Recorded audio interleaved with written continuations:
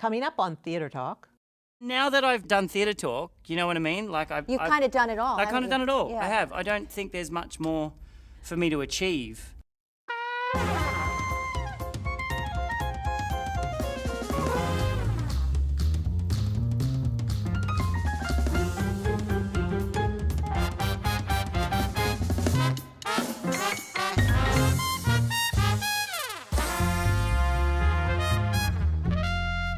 Now that's a party. A revenge party, a party that ends somebody's head on a spike.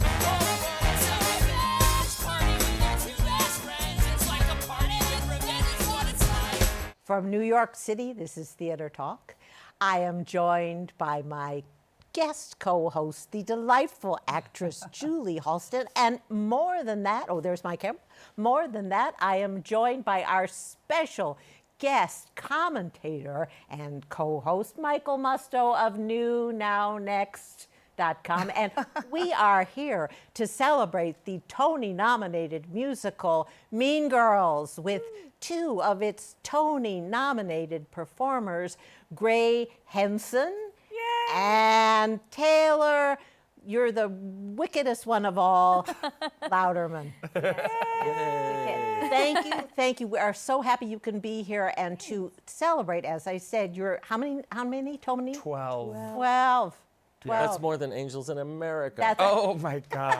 Well, it's more than Harry Potter's. And I enjoyed this show, Susan. I'm sure you did too, Julie, because it's about the trajectory we all faced in school, where you want to make fun of the in crowd, then you want to be part of the in crowd, and you find you can't really be fabulous until you develop some ovaries and become a fabulous person. Yes, that's very true. Although I don't know if I ever developed the ovaries, but the talent on that stage is astounding. You guys, I'm here to just gush. You know, I just was beside myself because I love a triple threat. But when you have like a quadruple threat, because I was watching. Yeah, what's the fourth? First of all, well, there might be even souvenir a stand fifth. was incredible. First of all, okay, sing, dance, act, be attractive. That's 4. And 5 is be really funny. That's another kind of skill. And in the show, you're all trying to come up with lingo. One of the characters comes up with fetch for fetching, and it won't catch on. Have you ever done a word that didn't catch on? No, but I'm hearing this new word that's catching on, stan. Have you heard about this? No. Oh, S-T-A-N? S-T-A-N, yeah. And kids are saying, can I still call myself You're a kid. We're in our late Yeah, 20s. But I don't know about this word, so I feel like not a kid. Stan, I stan you. What does it mean? I can't stand you. I think it means like I love you or like. In the show, you stan George Michael, right? Oh. Yeah. Your character's in love with George Michael and many celebrities. Damien is a celebrity worshiper. And so I wear all these amazing t-shirts. I wear a Cher t-shirt. I wear Judy Garland, Liza Minnelli, a few drag race queens, RuPaul's Drag Race. Right. But they wanted Damien to sort of to be his thing because he's sort of an old soul. But, you know, he's gay and out in 2018 in high school, but loves George Michael and maybe these little, like, dated references that teens these days might not know or love. Right. Well, he understands because he's a little more evolved than many people. He Yes, is. he is. Yeah. Where you are not evolved in the slightest. Not at all. Well, I really want the audience to walk away feeling like there's hope there, though. I went to high school many years No. ago. Surprise. And the meanest girl in my school is now my Facebook friend, and she's apologized to me. No way. Did she really? Yep. That's Really? Did that feel good? Yep. Yeah. And I say, slap her down. I know, right? She's probably watching this theater. Block talk. her and unfriend her Exactly. immediately. Slap And her block her down. on Twitter, too. But now, can we ask them some serious Let's questions? ask them some questions. But first, I want to say this just in. Stan means teenage stalker fan. Ooh, that's not pretty. Oh, I love that. They're at the stage door waiting for you every night. Oh, Yeah, we do. yeah. We know yeah. some Now, stands. Taylor, it's interesting you mentioned that your character, Regina, who's the queen bitch of the school, has a chance for redemption at the end. Because up to that point, I pictured her ending up blousy, like so many former cheerleader types, with 45 kids and very unhappy, eating a lot of cheesecake. But you think she's going to be okay? Yeah, I do. I think she has a lot of power. She just hasn't learned how to use them for good yet. And I have a lot of hope for her that she could be, you know, like the next president of the United States. Glenda Jackson told me today Name dropper. that when you saw people who were really mean, that you had to understand that they were insecure and feel sorry for them. Yeah. Oh, So true. you just nailed my whole career. I do think we're not all bad, right? There's always it's layered. It's much more complex than that. But you're What do you right. find from the audience response? I mean, it's a mixture of young and mature people. What are they getting out of it besides just a good time and some fun jokes? But I think this is true based on the response we're getting, like on social media and whatnot. That young people, especially women, especially, are feeling more empowered to say how they feel, like especially in the face of conflict, to communicate their feelings and in a way that upholds someone's dignity, right? So say how you feel, but you can't do it in a mean way that disrespects Right. another person. Uh-huh. But still say it. Yeah. I agree. We grew up with this movie, and when we were in high school, it came out, I think, and so there's our generation that loves the material and is excited to see it elevated, I think, on stage. Because what is musical theater? But you have to just dive deeper into people's psyches, because you sing because you can't speak anymore, right? And I think people are so drawn to that. And then we have a lot of younger audience members who are, maybe 10 years younger than we are that are loving it, because there's a lot of cute boys in the show. You're one of them. Now, you have two show-stopping numbers, Greg. In Act 1, there's the one where you're kind of introducing the At the lunchroom. the hierarchy of the school. And Act 2 is a song called Stop. Stop. Yes, which has grown. Do you into have my to favorite sort of number. take a breath after Does each it? song because they're both Well, basically bringing down the house? Yeah, go ahead. Tell funny them. because Taylor and I cross paths. We're never really on stage together because we exist in very different worlds. We do dance at the end together for a moment. But I always pass her after Stop, and Stop is the big tap number that opens Act 2, and I am so out of breath because I play the hefty He's going boy. up the stairs, and I can hear him And Taylor's coming down in a tap. tracksuit, and she's like, with my fat suit on. I'm wears like, a hey, Gray, how's it going? I'm getting ready to go. no, I do. Stand there. It makes me, it really knocks the wind out of me, but also I don't know how to mark. Do you know, marking in a show is when you're sort of half-assing it. Oh, no, don't have Save it. energy. Well, and it's true. Sometimes you have to mark a little bit, blah, blah, blah. I You must never mark. exactly. You come from that world. You must I never never do. mark. And so it's always the full-out tap dance. Good. And are you a trained tap dancer? You know, I started doing ballet when I was 3 years old. I'm from Macon, Georgia, a small town. My mom said I was dancing all over the house. She said, we have to put him in dance class. And this one studio in Georgia wouldn't take me because she thought it was strange. And this was in the early 90s. And another studio was like, of course he should come. And I was with her my whole through high school, Jane Madison at the Madison studio. But I we did had a some good lot photos. I did a lot of ballet actually, and never really tap. So I'm good on my feet and I'm good with dancing and stuff, but tapping is a very specific art form. And so I do a really good fake, I think, of it. And once you learn it, you can just do it. No, dancing has always been a part of my life. And people Your are surprised because character- I'm built like a linebacker. Your character is unapologetically gay, as you said. Yeah. He just is what he is, which is wonderful. It's refreshing. And I think he's going to end up with a very hot boyfriend, don't you Oh, think? God, fingers crossed. Oh, yeah. Damien, no. Damien is way more confident than Gray is, and so I get to use that, which is a lot of fun. But Gray, I'm sure you are. do the same thing. You're Has a your Tony personal life nominee. You're a improved? Tony nominee. You're My both Tony God. nominees. It happened this week, and it still doesn't. It hasn't registered with me. No. I don't know about you, Taylor. No. But I feel like it's like a birthday where you're like, okay, now I'm 1 year older. I should feel different. I know. Well, I will say we both had this. The first performance we did after the nominations came out, we felt the pressure to be a Tony-nominated actor. Prove it. You know what I mean? Like Right. show the audience we deserve this, right? You guys Right. really It think was so? the scariest show I've had to do.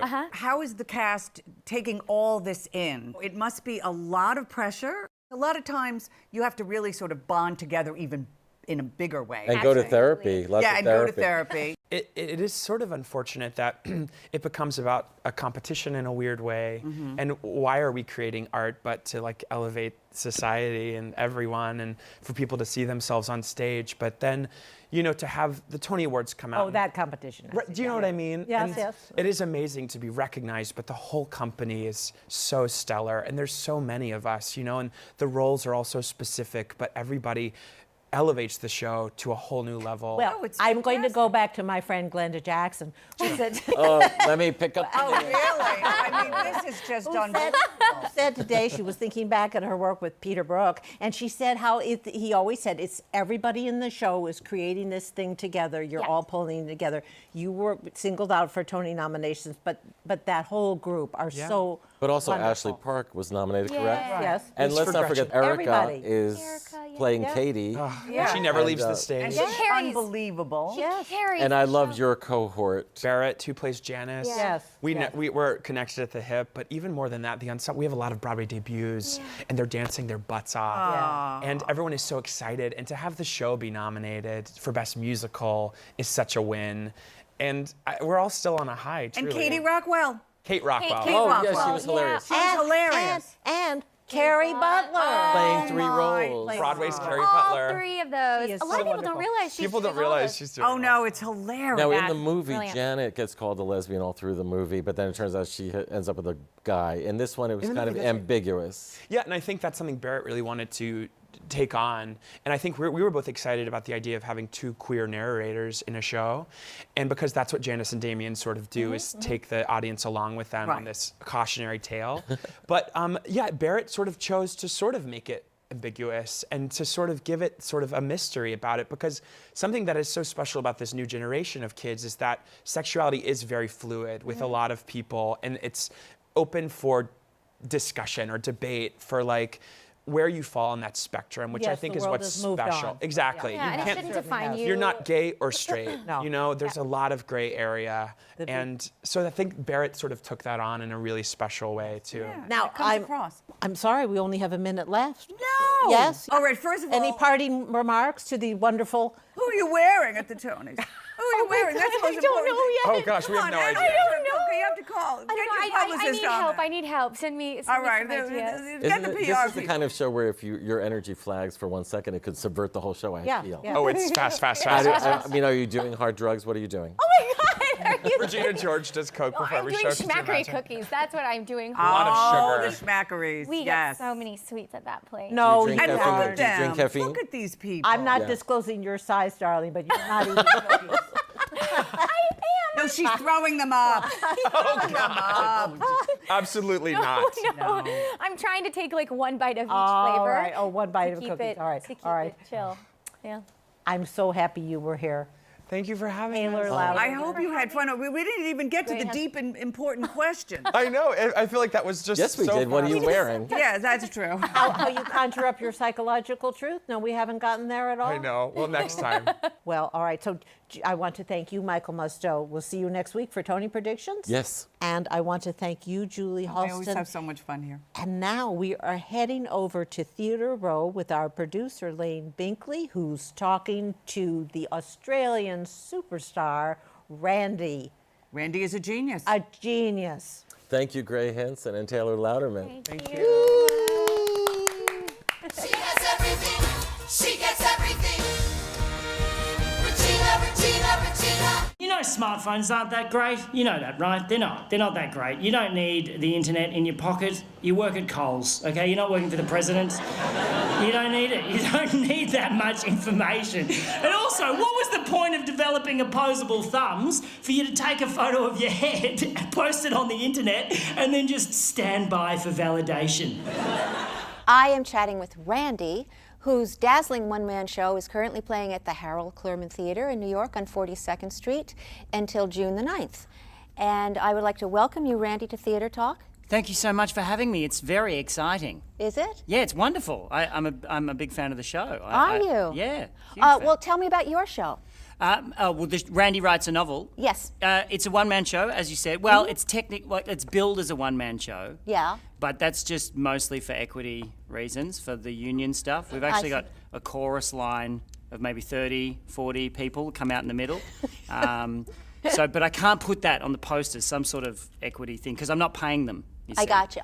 They just sort of come out in the middle and dance around the background just to beef up the second act. But it's really about you, isn't it? Yeah, it's a 130, about 100. I think it's running about 140 minutes. I see. And it's a liturgical dance piece.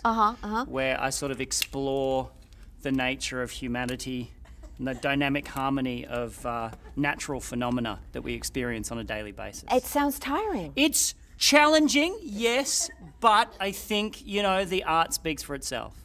Tell me something.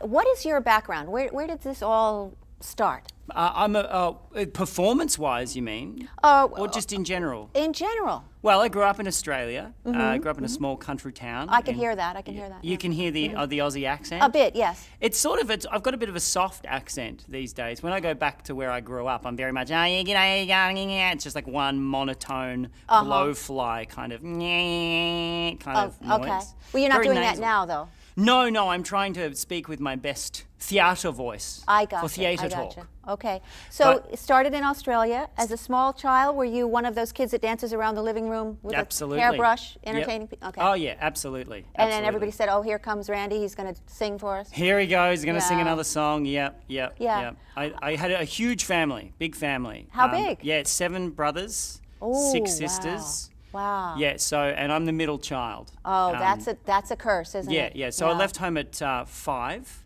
and just sort of made my way in the world. Wasn't getting enough attention at home, so I just busted out and went and lived on a sheep farm in rural New South Wales.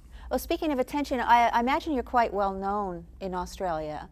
Unfortunately, yes. That's why I'm here. I'm on the run. I was going to ask you Too well known. privacy was an issue with you. Well, yeah, I don't know if you follow the Australian papers, but... No, I don't. Well, there's been some controversy. Anyway, let's just leave it at that. For Okay. legal reasons, I can't discuss that anymore. got but you, that's okay. why I'm here in New York. I had to get out of town. So... Well, I understand. And maybe we shouldn't pursue that line. No, let's leave that line of question. My lawyer should have... Did you not talk about this? I think we cleared these Maybe questions. that was in the rider that was attached to Did your you get my contract. fax? I did get your fax. I didn't read it. I'm so sorry. come My on. mistake. My mistake. Unbelievable. Let's move on.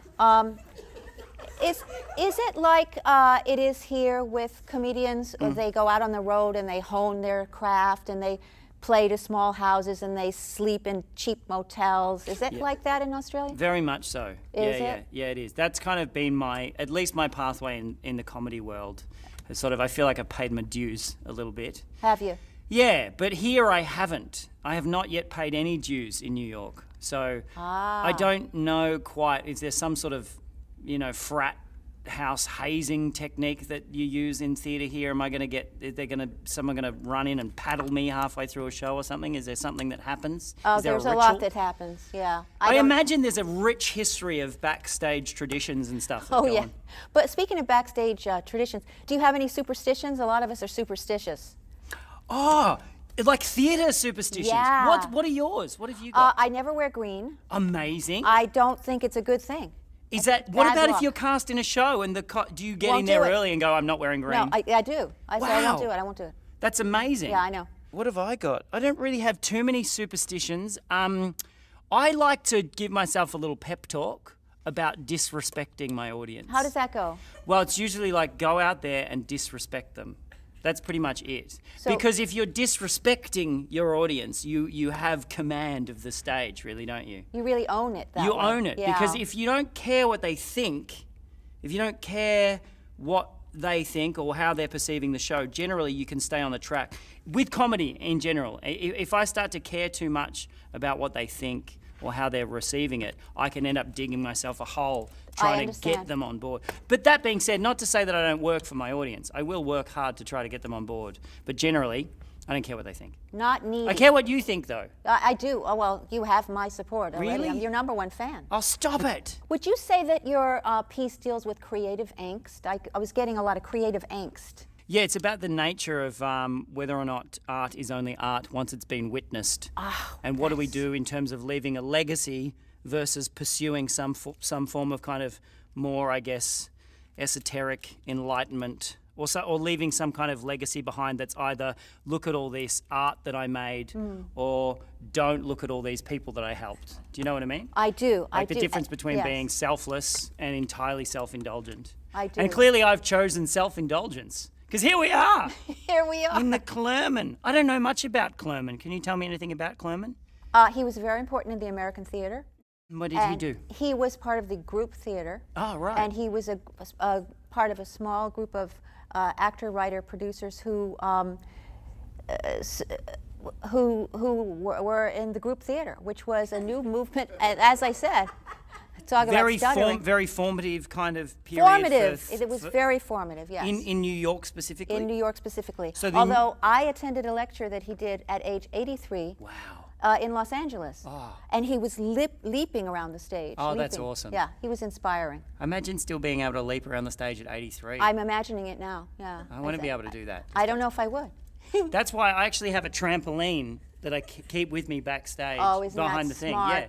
I know, just because if the show gets boring, I can just climb on it and just sort of bounce around a bit. Oh, that's And fun. I notice you talk a lot about writers in your show. I do. Ernest Hemingway. I Yes. don't want to be a spoiler, right? If I No. mention Ernest Hemingway, I'm Please do. not spoiling anything, am I? No, not at all. Okay.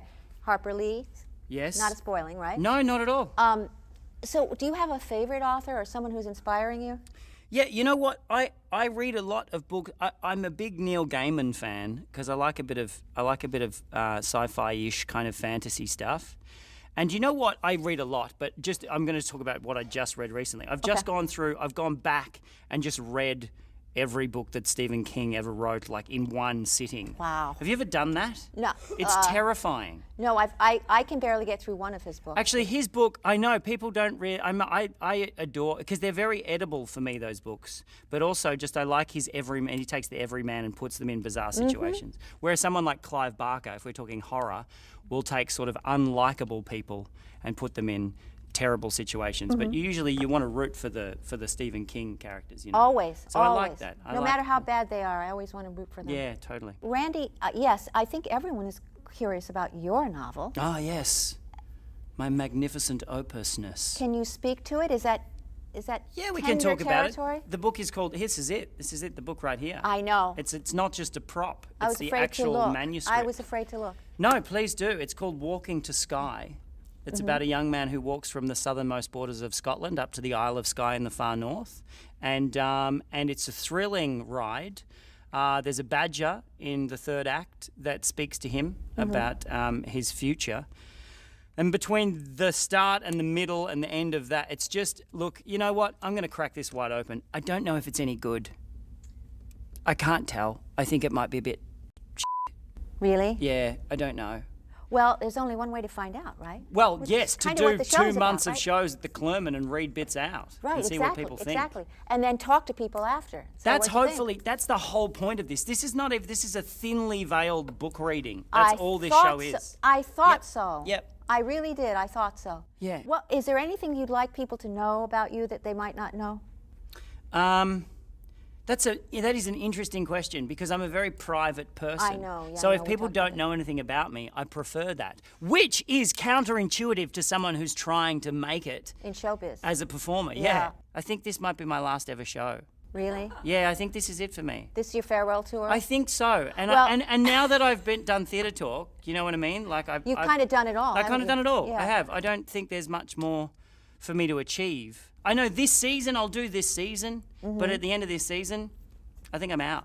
Well, I am very impressed with your credits that someone gave me.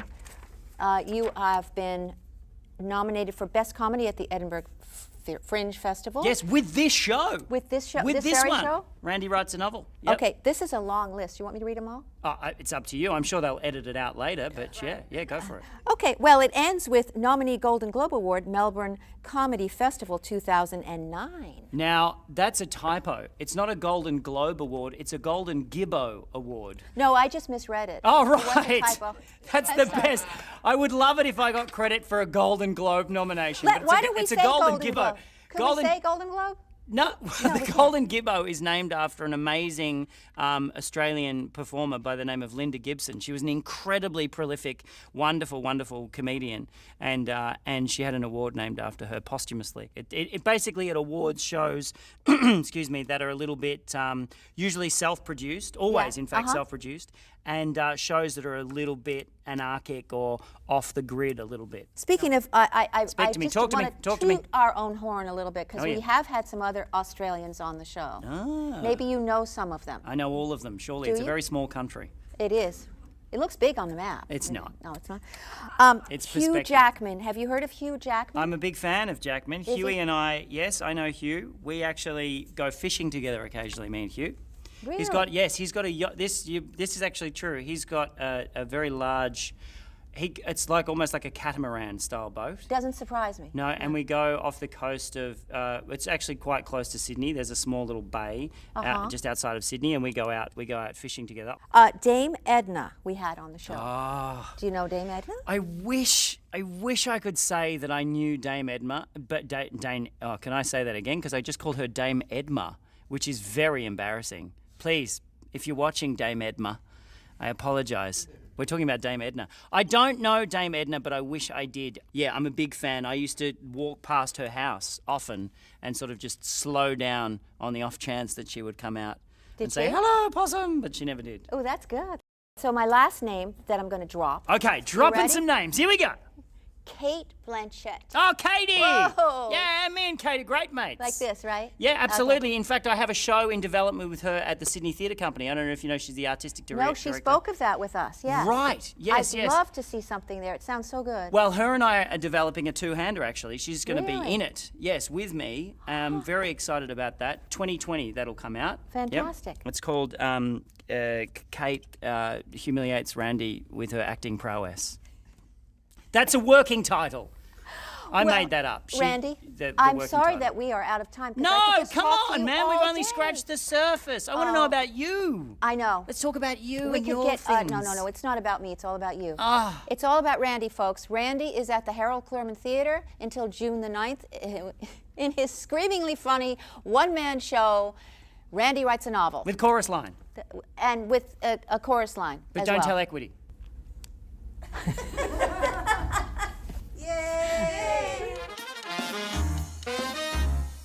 Our thanks to the Friends of Theater Talk for their significant contribution to this production.